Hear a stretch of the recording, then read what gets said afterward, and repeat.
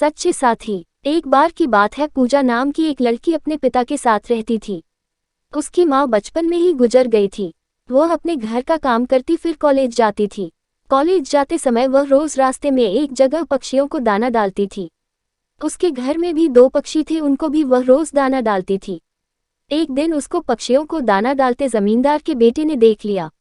उसने अपने पिता से जाकर पूजा से शादी करने की इच्छा जताई। जमींदार ने पूजा के पिता से बात करके अपने बेटे की शादी पूजा से करा दी। पूजा अपने साथ घर के पिंजरे के 2 पक्षी भी लेकर ससुराल आ गई। वह उन पक्षियों को रोज दाना डालती थी। पूजा की सास को यह बिल्कुल भी पसंद नहीं था। वह उन पक्षियों को परेशान करती थी। वह उनका दाना पानी जमीन में फेंक देती थी। एक दिन पूजा की सास ने पक्षियों का पिंजरा ही जमीन पर फेंक दिया। उसे यह करते हुए पूजा ने देख लिया। पूजा ने मना किया तो उसकी सास ने पूजा को ही डांट दिया। इन सब बातों से राधा परेशान रहने लगी। एक दिन पूजा के पति ने परेशानी का कारण पूछा तो उसने सारी बात बता दी। उसके पति ने पूजा को पक्षियों की भलाई के लिए उनको पार्क में छोड़ने की सलाह दी।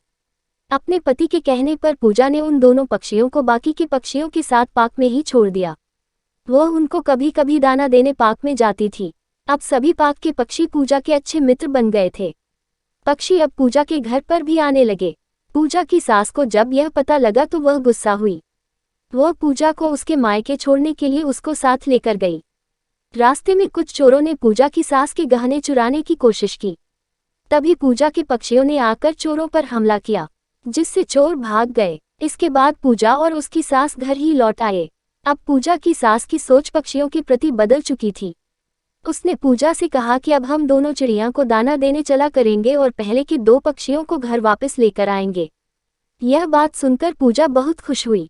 मॉरल ऑफ द स्टोरी, सीख। इस कहानी से हमें यह सीख मिलती है कि हमें जानवरों से अच्छा व्यवहार करना चाहिए। आपको हमारी वीडियो कैसी लगी कमेंट में ज़रूर बताएं। वीडियो को लाइक करें और चैनल को सब्सक्राइब भी ज़रूर करें। तो मिलते हैं हमारी नेक्स्ट वीडियो में।